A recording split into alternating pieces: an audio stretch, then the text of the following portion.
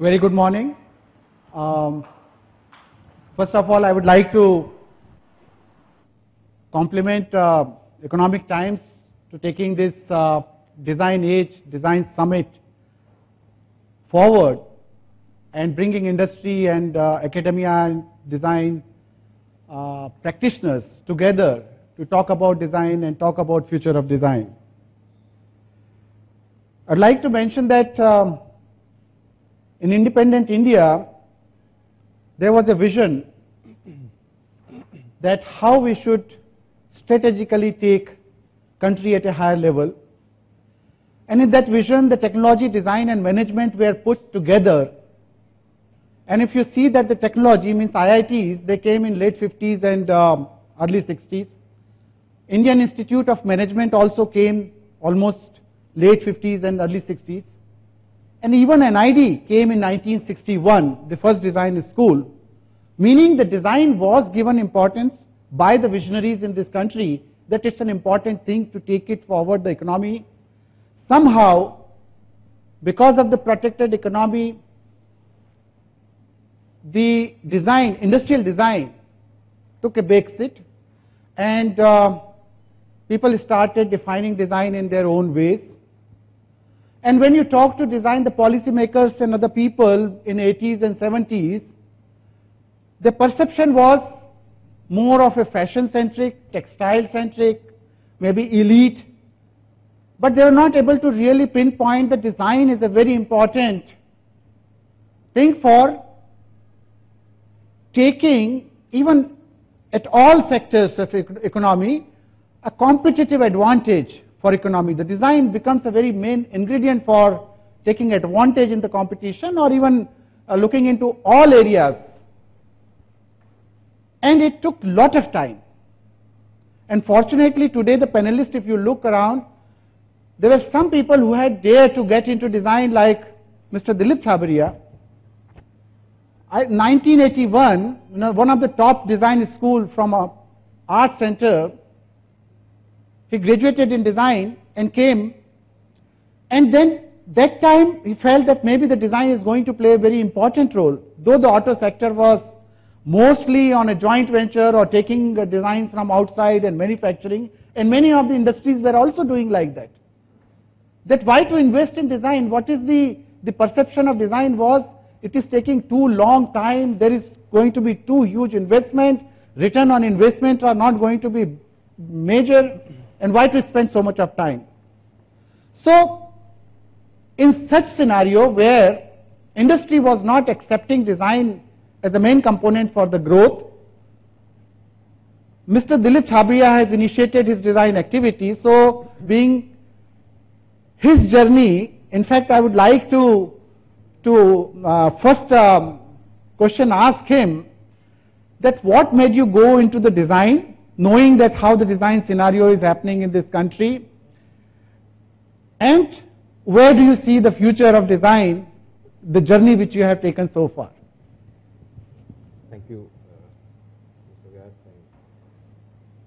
Well, I think it was a very simple thought in my mind at that point of time, and the essence was that we all encoded genetically to expect change, and I realized that if I could create a company which could combine my passion and my knowledge and my education with the affordable and scalable skills of India and deliver customized solutions to the consumers. And at that time the automotive industry was a much smaller industry from the point of range available. I realized that I couldn't go hungry, and that really emboldened me to take this step. I was very confident that to be differentiated is important for businesses not only to survive but also to grow. And with respect to your the other question, well, I see design getting more important from a consumer's point of view or from an industrial point of view. I think the essence is really how do we manage the program of design, whether it has the depth, whether it has the maturity, because design is usually seen from an Indian perspective as something which is a prettifying thing in that sense. I think we have a long road to travel from that aspect, but if we can manage it, I think we all know that the companies, service organizations or individuals will have to stand out to really grow and survive. I would just like to extend this discussion a little further is that, when this design profession started, we were looking into the iconic figures, the people who worked out the principles of design, and those principles when you are first learning and then trying to get the perfection, but they were always the masters whom we are looking forward to do design work. But somewhere when the maturity started getting in, we'll say that why only that way? Why not challenge it? Why not see that there are other ways also for doing it?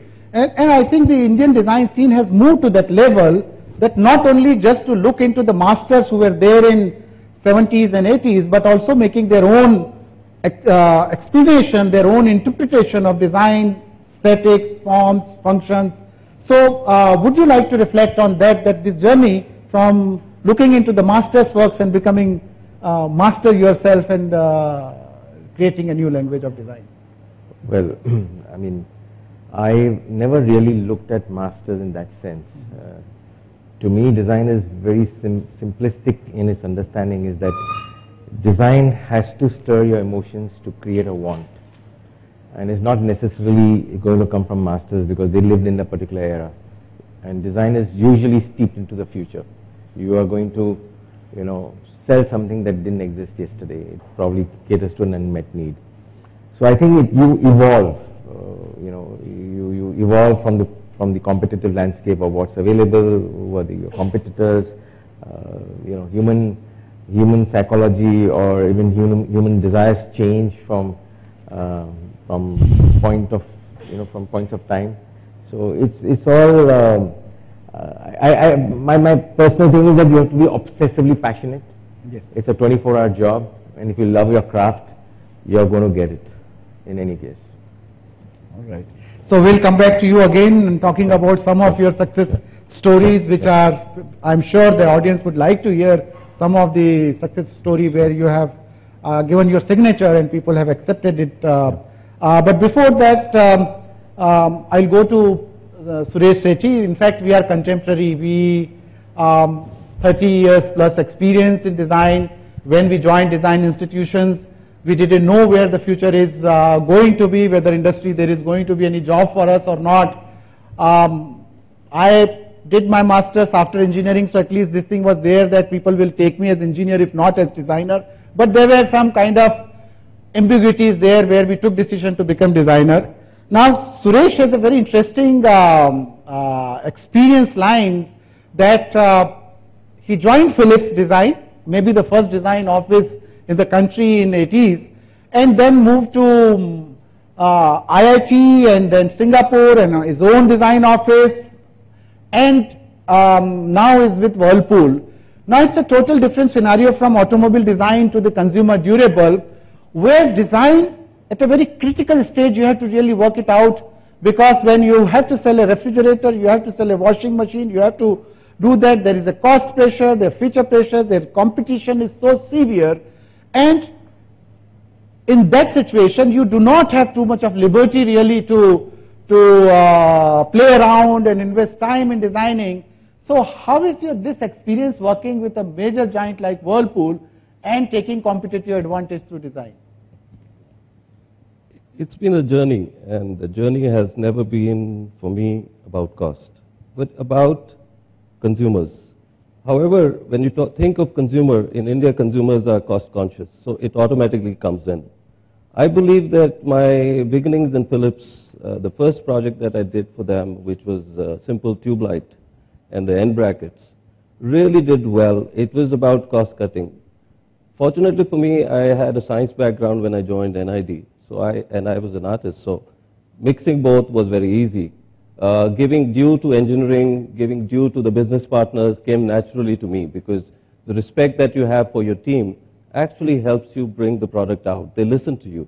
Also early on in my life, the idea of telling stories, of bringing in myths into your ability to design gave me a very closely working relationship with the process partners.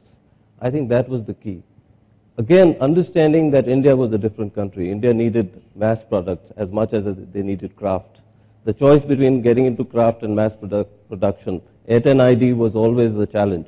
I chose this because I thought I'll reach every home like what I do in Whirlpool today. That reaching every home is critical to every product. Getting it in the time frame so that the product comes out at the right cost is critical in the process. So to me, it's been a natural learning, and I don't think that being a designer is more special than being an engineer. If you look at the steam engines, they were designers. If you look at all products that have been designed, they're beautifully designed. Even a Petromax is a design solution. So I don't think design was a new profession. Of course, we named it design, but engineers were true designers in the first place. So having not gone to IIT, which was what my parents wanted, and I chose NID, I think it was special for me. It's been a journey. I've met the best designers in the world. Eto Resources has been my teacher. So has been people like Nari Gandhi. I've worked with him for 4 years. I've worked with Rajiv Sethi. So for me, it's been a beautiful journey. And I still feel that I'm 30 years. I'm an adult in design now. So this is my life now. It's no longer that 30 years is a long experience. As a child, you grow up to be 25. You start saying, now I'm an adult. In design, exactly that is what I'm doing. I'm an adult now, and this is the time. This is my time. I haven't done anything. I've just experimented so far.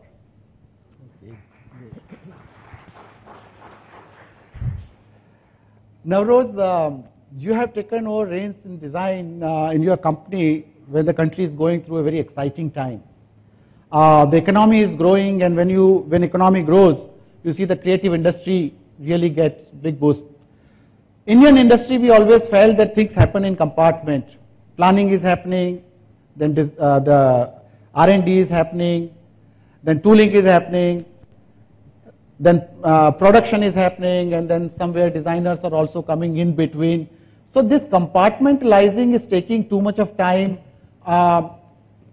in developing the full product if we are taking it in industry. So is there any new strategic thinking which you are working out in your organization where you are trying to really bring all stakeholders together, where the designers, planners, technocrats and everybody is talking right from the day one that this is the plan which we have and we have to achieve it. And the other thing is that industry point of view, earlier used to say it is going to cost you so much, the tooling is huge investment. So we design fraternity talk about the design is an investment. Today you invest in design, tomorrow you are going to get premium on it, and it's a little long-term effect, but it gives you a good premium. So on these aspects, the industry which is more than 100 years old, where some thinking was there, now in exciting time when you're on a driving seat, what is your experience on bringing all these disciplines together for product development and also investing in design? Well, I think design is a lot about co-creation, right? Both internally inside a company and also possibly outside with your consumers. So I think it's very much a way of thinking and sort of an approach to problem solving that runs across, whether you're looking at designing a new product or coming up with a new policy or designing a space. So I think it's absolutely essential that it breaks these sort of traditional boundaries that we have set for ourselves, right? I mean, in the way a traditional company is designed, you sort of hand over things from department to department, and I think we are trying to sort of break down those silos, and I think the most effective teams are the ones that are interdisciplinary and can collaborate. I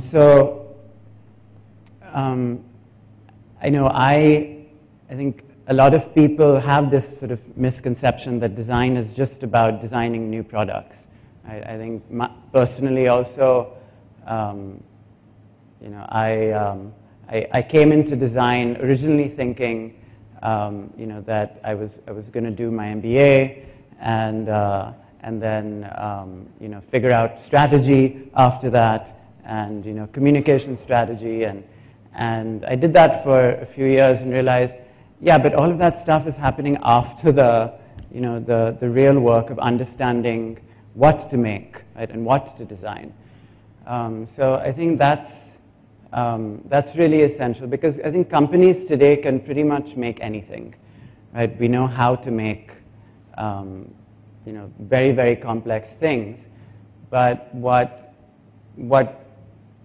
missing most of the time is what to make, right? And I think there's a big gap between you know, organizations' capabilities to produce all kinds of things with the best technology and their knowledge of what people want and what consumers want. So this is creating, you know, it's like an innovation gap.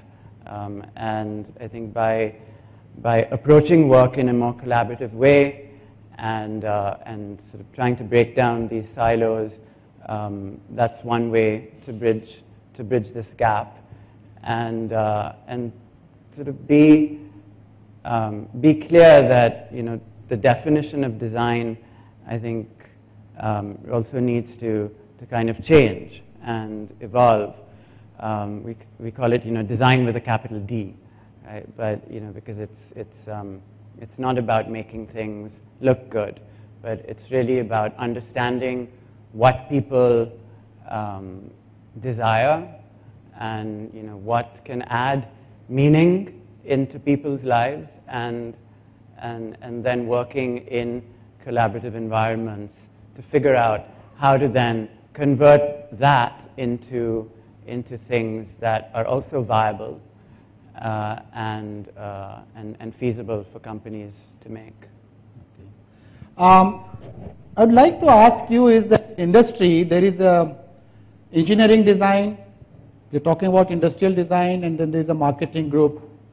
First of all, marketing is fixing up a target that after 2 months I need to launch this product. Designer wants to have more time to fulfill the aspiration which they have to create the product. Engineering team is reluctant to match with the time which marketing people are really planning for, that it cannot be developed in 3 months' time, 4 months' time. So there is a different level of resistance from the engineering team, from designer who want to do something, and marketing people. There's another link. We would like to hear from you that anthropologists and social scientists, that they are looking into the society, what is required and what is the most suitable product or services for them. So first of all, having these differences between these three departments, how you are really managing to minimize these differences, and how you are bringing in the softer sides of social scientists and other people in your team to see that the product which is coming out is more holistic and more suitable for the society. Well, at our innovation center that I run, we have research, strategy, and design all working together. So we have you know, people like anthropologists and people who are experienced in doing ethnography working alongside the MBAs and alongside you know, engineers who can, you know, then convert these insights into feasible products. So I think today I think speed is really essential also, right? You have to, I mean, on one side, you have to be quick, right? You have to be able to respond quickly to sort of your environment and what your customers' you know, expectations are, because you know, people's expectations are evolving much faster than, you know, organizations' ability to change and address those changing needs. So speed is important, but I think at the same time you have to also be able to set a vision and be really clear across disciplines about what that what that vision is. So if you are trying to do the best product in your field, then you have to have, you have to have all of those different disciplines together right from the start to sort of set what that vision is. And I think, and India needs, I think, a lot of these bold visions, right, to be able to, rethink things fundamentally and create the best products in the world, designed in India, made in India, for India, but also for the world. And I think more people need to think that way, and I think that only happens when you have rich, diverse, smart people working on teams together and are aligned as to what your goals are. Okay. I'll come to Michael now. I'd like to tell that in 2003, Michael was Designer of the Year, an ID Business World Design Excellence Award. And Michael and the other graduates who have really made us feel very proud with the work which they have done for the industry, which they are doing it for industry. They have moved away and redefined the design for industry, and also the feel-good factor. In fact, the product delight, if you talk about. So Michael joined Titan after an ID and did great job. And I don't know how many of you know that the world's slimmest watch, the Edge, was designed by Michael, which was a great success internationally. And in real sense, in true sense, product delight. So Michael, first of all, we would like to hear from you this whole journey of designing for Titan, because Titan has really gone up and become the international brand.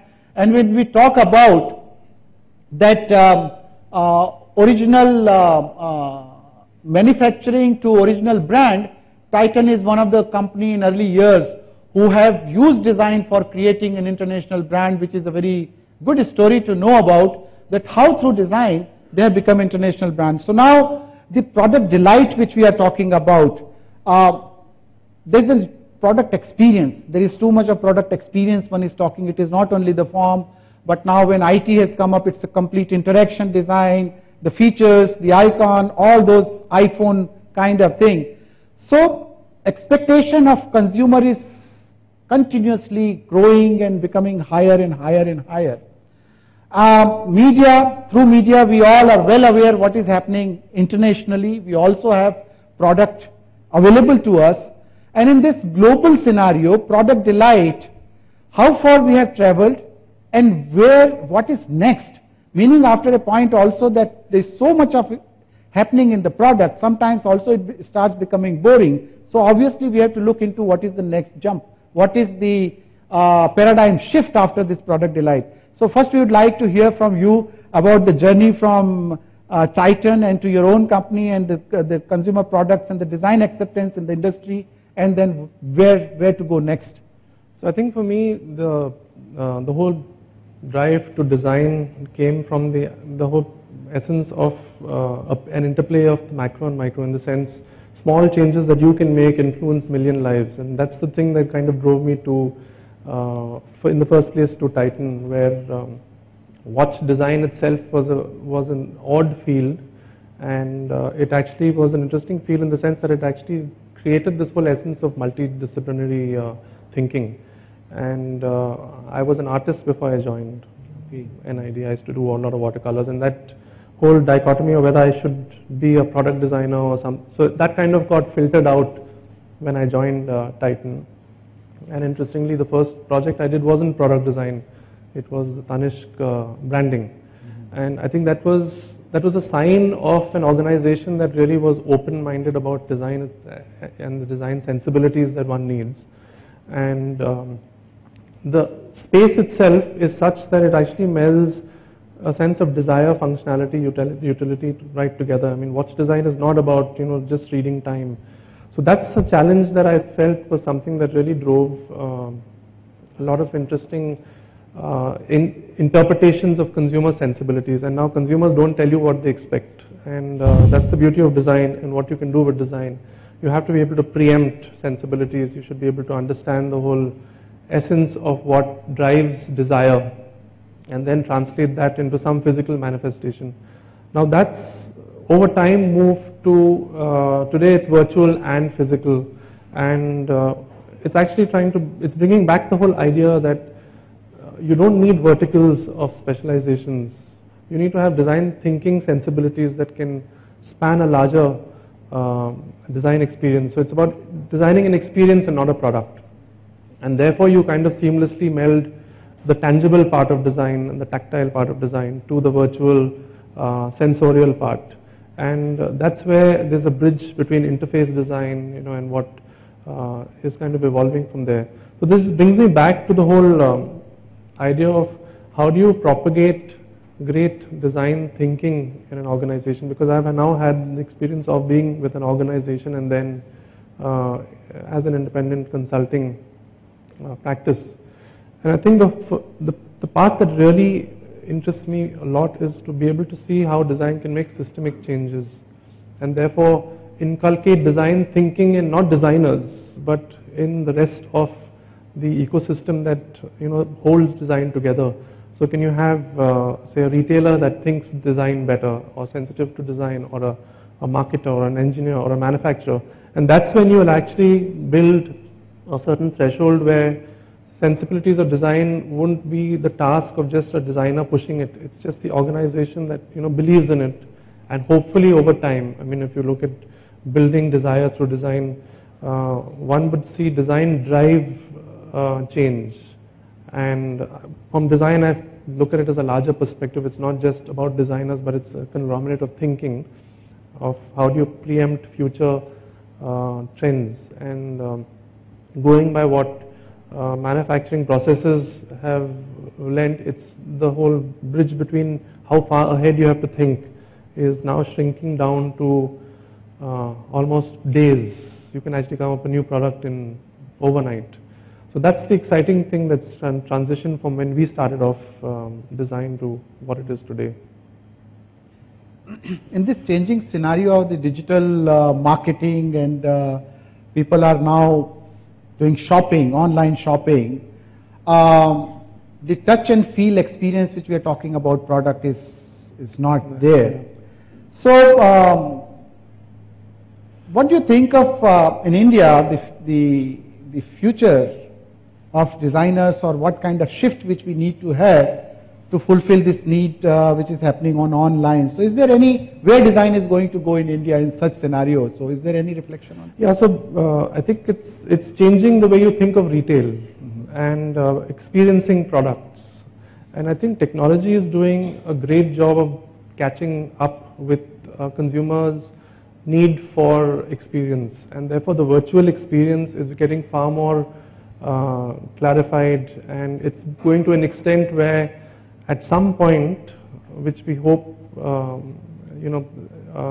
does happen, where the whole essence of being able to have a tactile experience virtually is possible.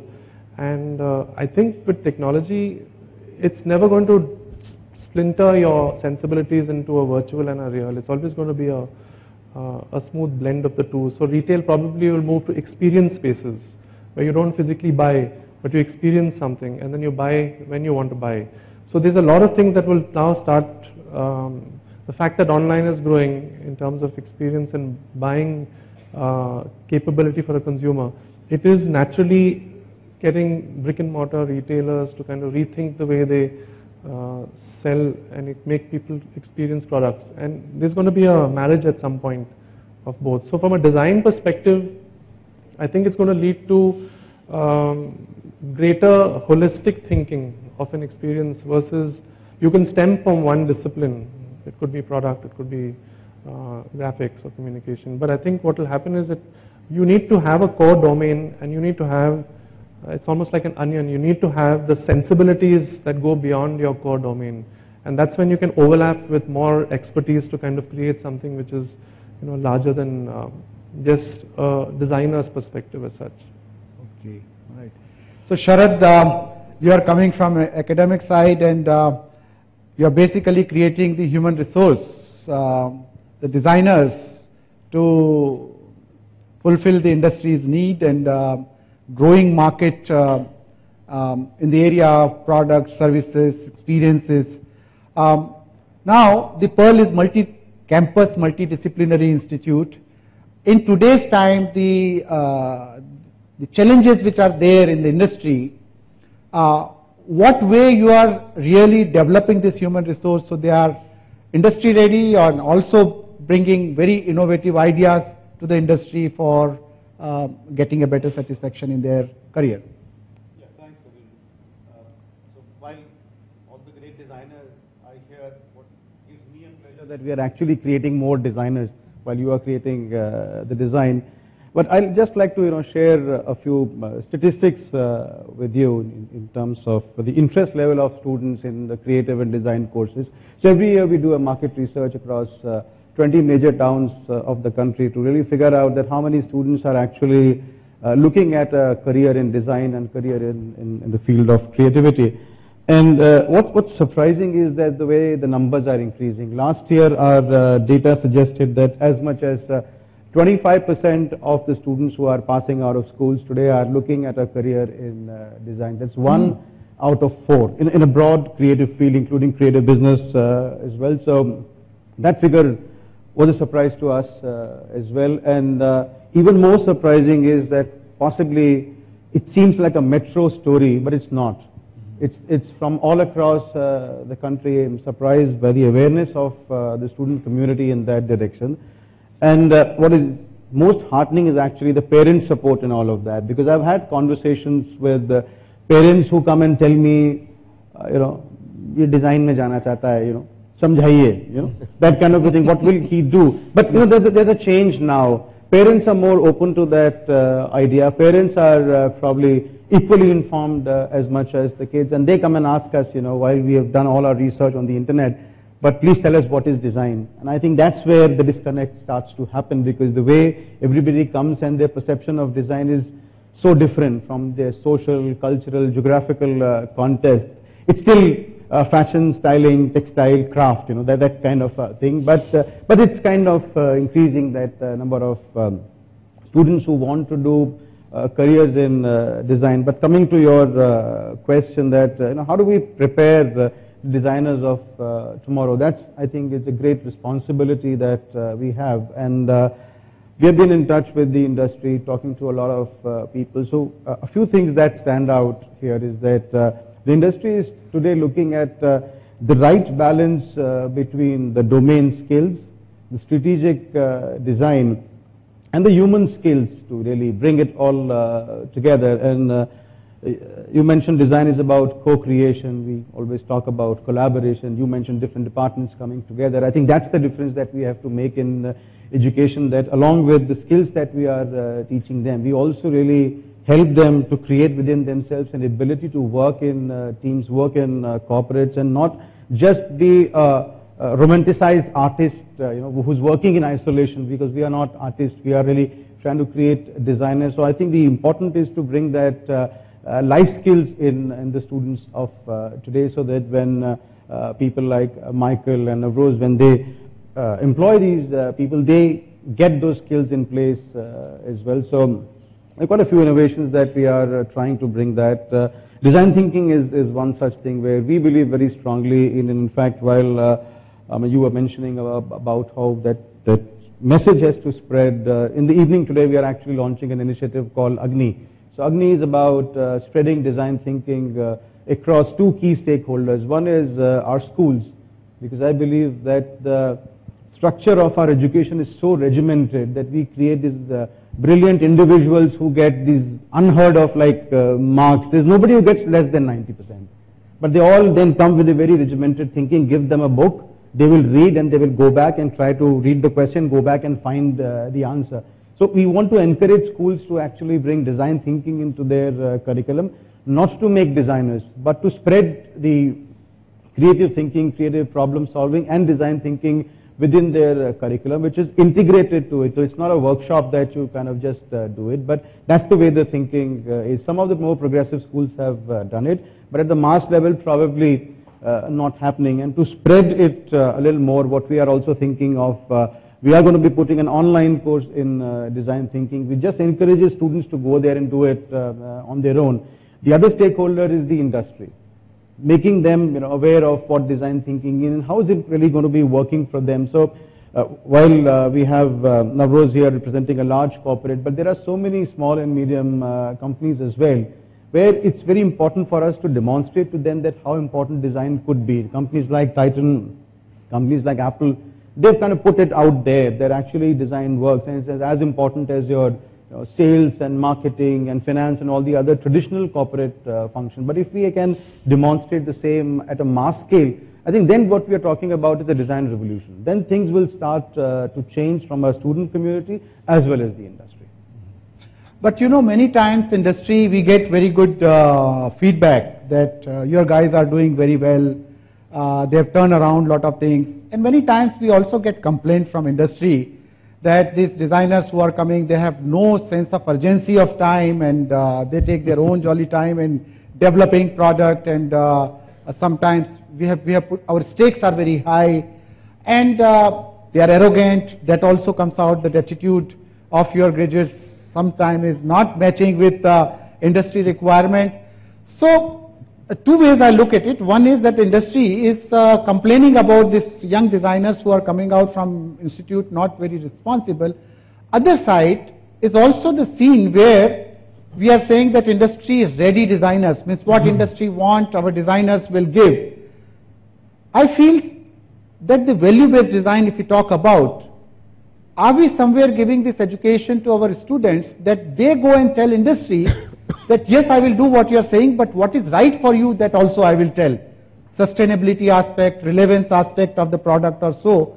In this area, one side industry is ready, another side developing this human resource which is more value centric and telling industry about what is the right future, how we are really preparing our youth in this value based and more humane and more humble designers and which has more empathy with the people and society. So Michael, you're not very humble and humane.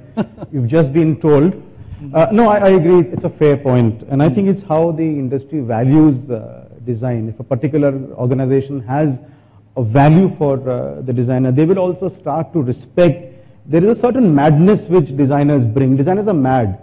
And thank God for that, because if all of them also start to think like the way a typical corporate would do, no design will happen. So everybody will try to create a product which is probably a knockoff of something else, or probably what the marketing is telling them to create. So it's what the designers have to tell, and we have to really kind of in some ways create those kind of designers that have that capability, but they also understand that there is a time, there is a cost, and eventually at the end of the day, like you said, the mission was to reach every home. I mean, is that the vision that the designers is hired for? And how do we align ourselves to the vision of the industry, which again depends from a corporate to corporate, how they are looking at it. But yes, I think as educators, if we can instill those values early on and demonstrate to them how important these values are, not a lecture on moral science or ethics or sustainability, but how do we build that into the curriculum, how do we can demonstrate to them and how they can emotionally connect to that cause. That will, I think, make that difference. But the good thing is that we are talking about it. I know that there are a lot of initiatives and NID which is focused towards it. We are doing a few things out there, but I think it really needs to be a little more out in the open. And I think it's also important that while we are talking to the student community, the industry also kind of gets involved in it. So we have a lot of people sitting here in from the industry, and you're practicing designers. Come inside the classroom and share your stories and tell the future designers of today what really works for you, why work ethics are important, why a value system is important, why sustainability is important. It's more credible when it comes from somebody who's been there, done that, who's part of the industry. Okay. Anybody would like to respond on that the young designers who are joining you, how you are really dealing with their design capabilities and challenges which you have on this, Mr. Chhabaria? Well, Same yeah, question. I mean, I was forced to start my own automotive institute because I felt there was a gap in the quality of the respondents who applied for a job. And I think, like we've all discussed, it primarily stems from there's a vocational, detachment from a curriculum in that sense. So that's what they lack. And we found that before they start contributing, it's a couple of years. And I don't think any industry or any business can really afford that going forward, especially. So I think the point is really I think the academia or the industries have to empower designers. And I think the whole mindset has to change. They have to allocate larger budgets on R&D, which doesn't happen, and therefore they expect a magical trade-off in a shorter period of time. I don't think the industry captains have really understood what design is all about in that sense from a global perspective, but it's changing. But I think the point is the academia has to, inculcate more of vocational experience by a larger measure than what it's been doing now, by far. And we have to emulate something like Germany. I would add there, I think design is about new, and new means young energy. So you need to bring in people that are 25 years old into your studios and allow them to play like toddlers. If you do that, you'll get something new. Otherwise, you're going to end up training them exactly like what you are, and that's not the way the future is. Charles Eames once said that after information age, there is the age of choices. We are in the age of choices. That means there will be many storytellers. There cannot be only one story that is my story. In my studio, I treat people as equal. Even if I have 30 years experience, I treat their experience as equal to mine.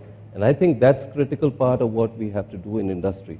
It's not necessarily only about budget. It's about the freedom that you give to these young people who are bringing in an energy which is essential for this change. And if we are not listening to them, then we are already no longer doing what we are supposed to do, to bring in a change, bring in a new. But you see that we always say that these students are bubbling with innovative ideas. They really go out of the box thinking, and they can think this like, because they do not know many ifs and buts, come out with very innovative ideas. This complaint is always there that industry is not investing in research and development. In foreign, lot of industries are going to the institute, setting up research chairs. They are putting money, they don't know what outcome is going to go. But India, we see that this culture of setting up research chairs in institutions, barring few IITs and premier institute, we don't see that culture is happening where industry is investing, not very big money, but at least some money. That, okay guys, this is the chair which is there, do some innovative thinking, come back, we see that what we do. How in industry like Whirlpool, which is a global brand, and Godrej, which is a global brand, you are connecting with academia in investing in research, setting up research chair or some such kind of thing. What thinking you have in this direction? So maybe Navroz first you and then Whirlpool. Yeah, well, I think you have to create that ecosystem. So I completely agree with you. Like both internally within the company, that ecosystem for supporting, highly motivated, passionate, and skilled people to flourish. So you have to create that ecosystem, and I'm a designer, so I fully understand that, but we're also putting designers in very senior positions in the company. So really, giving design a seat at the table, really, where you can have very, very sort of senior level discussions about design and about consumers. And I guess on the external ecosystem,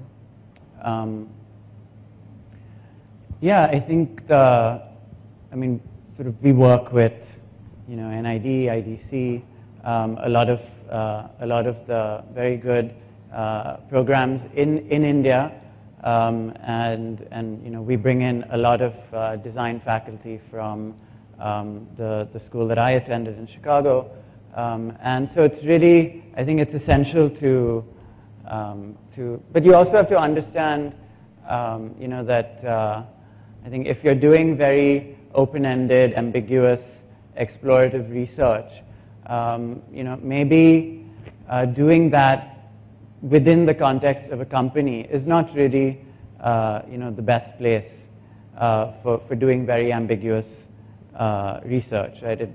I think it makes more sense working with an academic institution or an external, you know, research firm to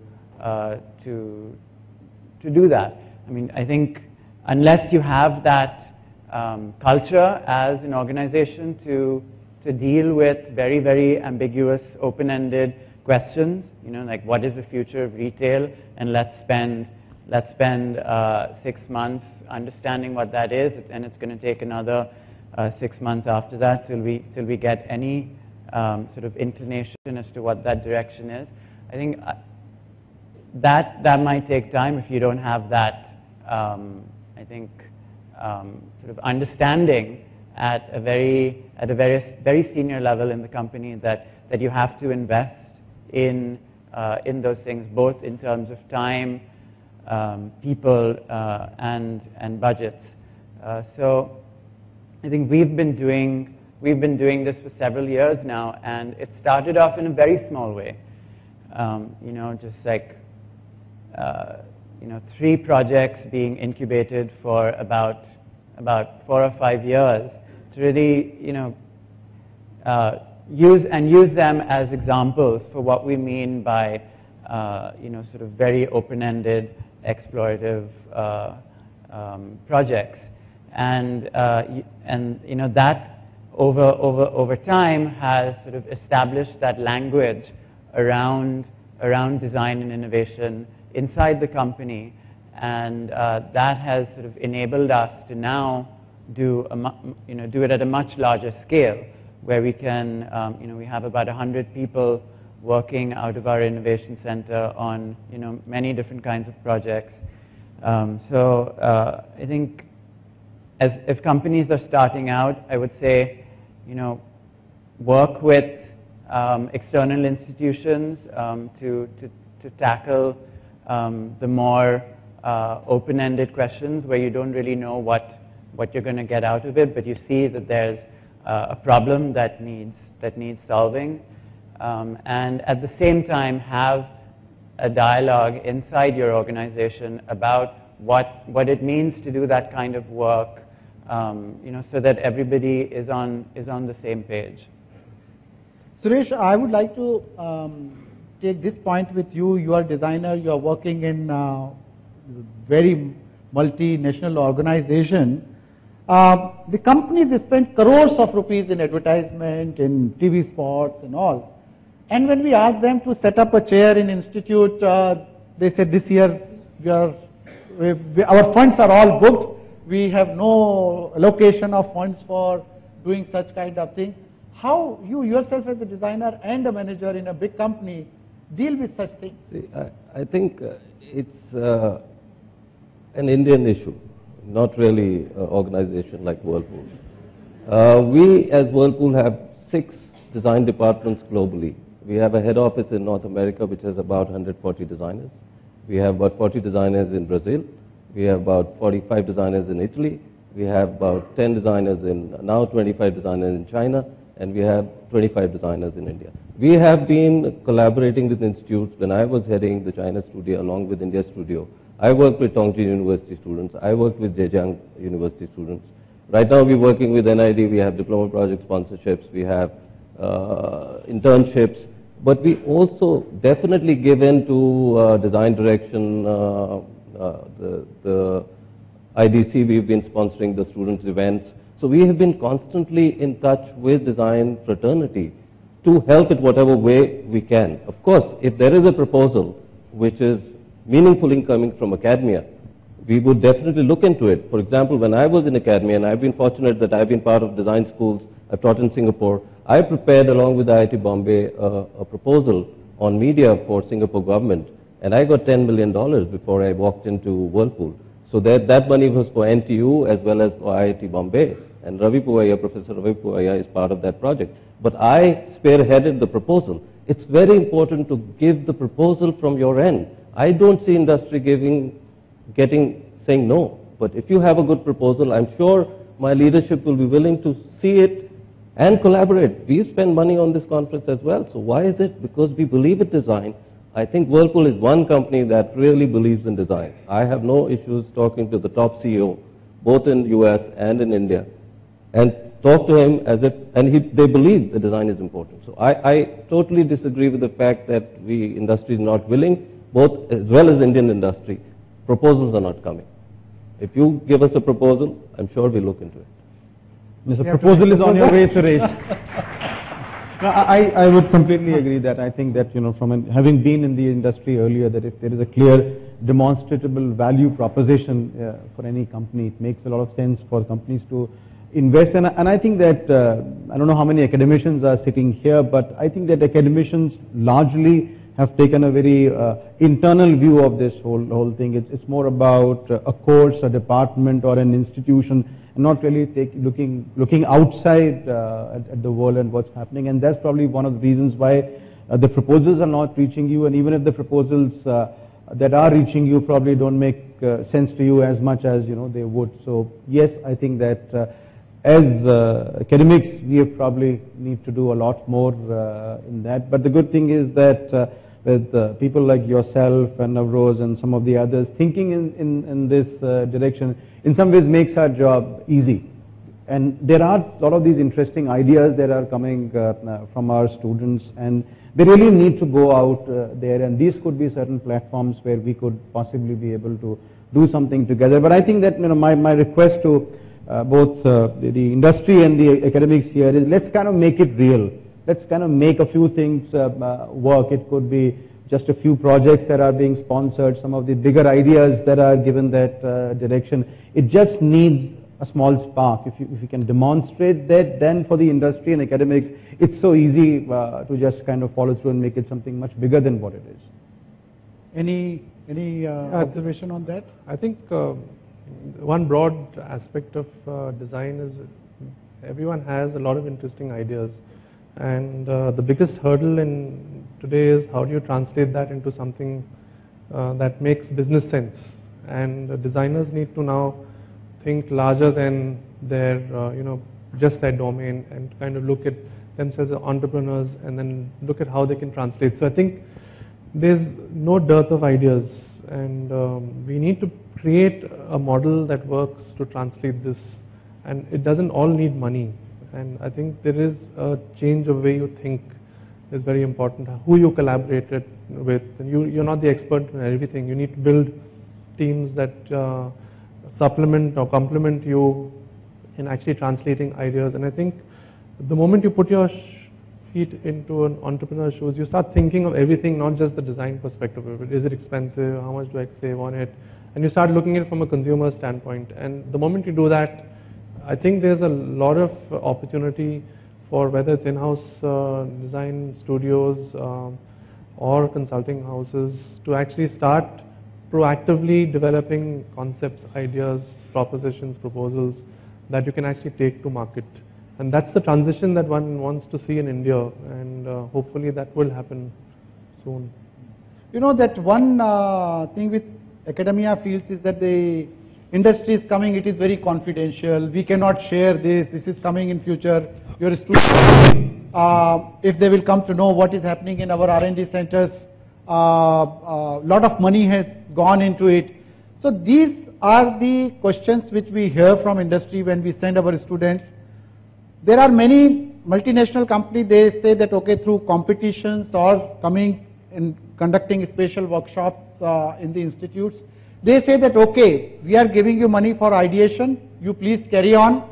Whatever we want to take from these ideas, we will take it, and that is good for our R&D team to take. I think somewhere this trust between industry and academia has to develop where more of idea flow between these two, that how we can take it forward. And once this relationship establishes, I am sure the industry can get advantage from the institutes, and institute can get advantage from what is happening, what are the emerging pressures are there on industry.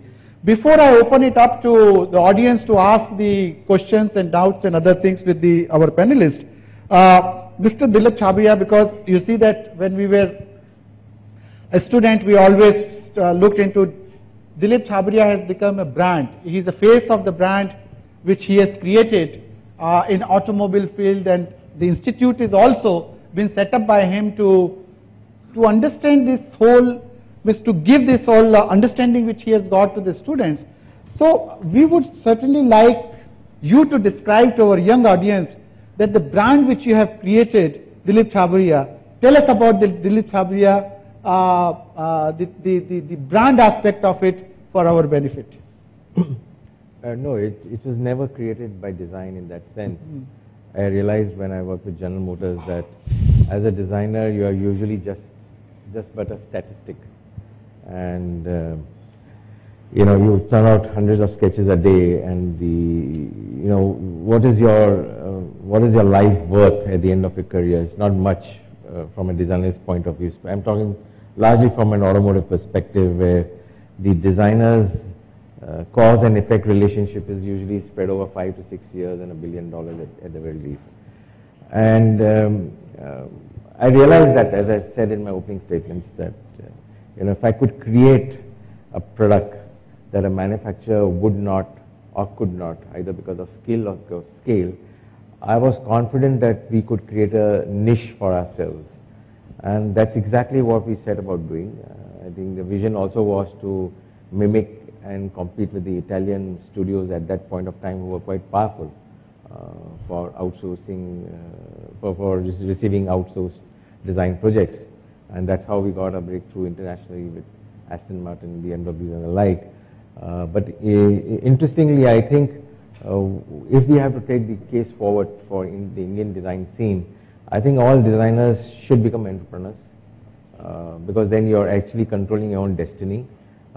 I think the risks are far lower in India from a cost perspective, and I think, as I can share, from being a customizer to a OEM designer to having a full-fledged automotive manufacturing tag. I mean, we are today, as I speak to you, we have set up a supercar manufacturing plant. We've started delivering cars. So I think that's a role I think all designers should emulate to really take the case for India forward. Thank you. No, indeed, it's a pleasure discussing with all panelists. We have very little time, but I would certainly take 4 or 5 questions. If you have any questions to our panelists, please. Yes? Yeah. Bala is there, and just, I don't know, Mike must be there somewhere. With the organizers, how are we doing time-wise? You are 1 minute over time the ticker Okay, says. all right. So. Okay.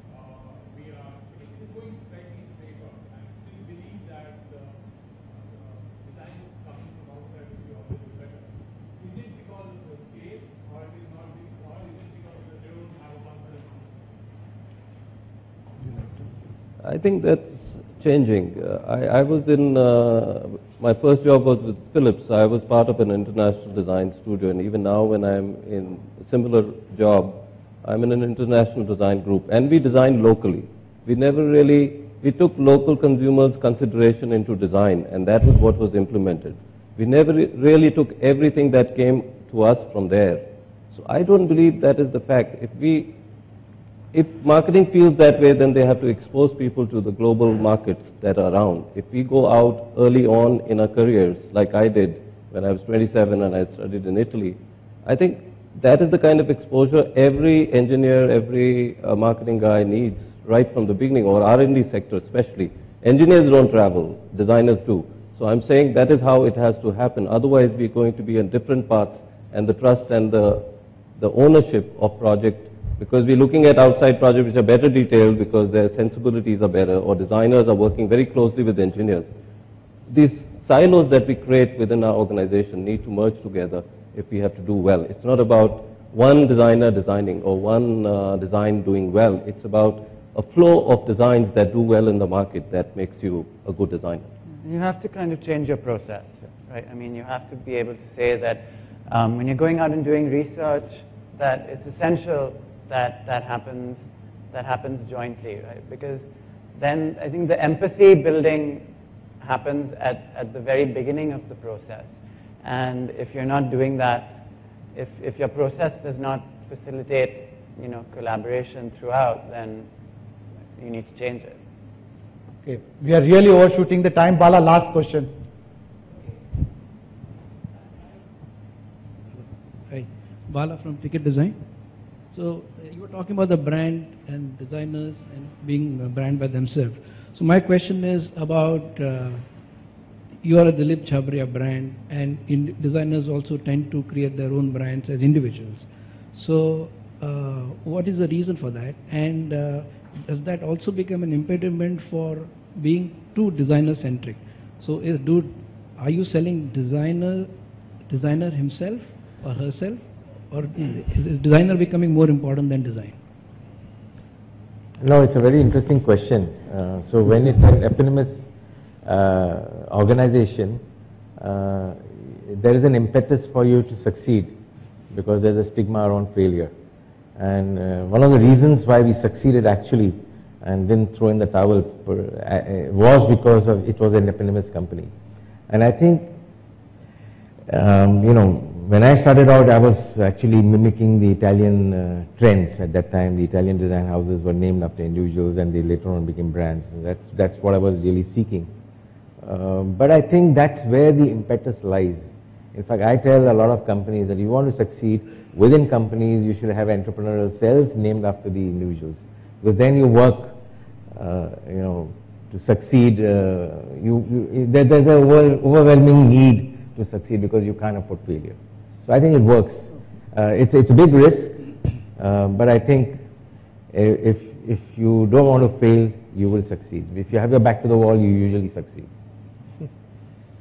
So we're 5 minutes short of time. Just 1 minute I will take to conclude. One is that the design is a multidisciplinary thing. We should not, one-upmanship should not be there, and I very strongly feel that the culture of innovation, if we have to bring in, we have to have empathy with all disciplines which are working towards it. All of them are contributing equally for the success story, and it's not that the designer is the ultimate person to give the success. It is the people who are at R&D, production, tooling, even if you talk, and who are connected with the society, social scientists. Everybody is playing very important role. The another aspect I feel very strongly is that many times we are very critical about things. The culture of appreciation is very important. Mistakes do happen, and people many times become very apprehensive that if I will commit something, I will take this bold step, I will be criticized by people. And somehow blaming game happens so much that many innovative ideas, before they take birth, they get rejected. So the culture of innovation, coming everybody on the one platform, sharing with each other, culture of appreciating everyone, encouraging them for the innovative ideas are, in my view, are the real sense key to the success, and that is the culture which we need to bring in for future to see that this creative industry with all other stakeholders go hand in hand for social and economic success. Thank you very much all panelists. It was very enriching experience. Thank you. Thank you. Thank you.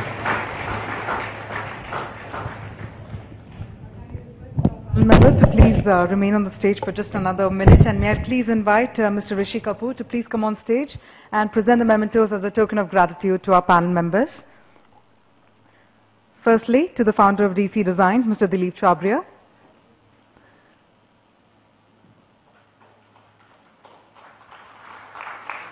To Mr. Suresh Sethi, Vice President, Global Consumer Design, Whirlpool Asia South.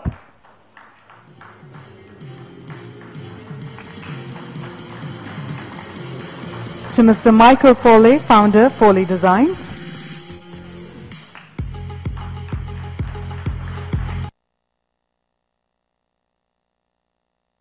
Executive Director, Strategy and Innovation, Godrej & Boyce Manufacturing Company.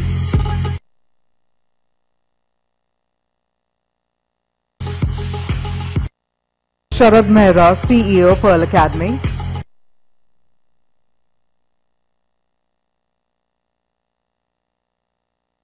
And to our session moderator, Mr. Pradyumna Vyas, Director, NID.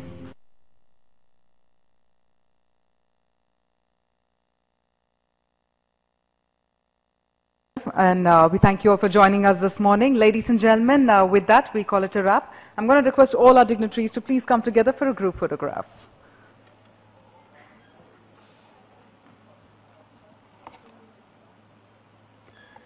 Meanwhile, we'll also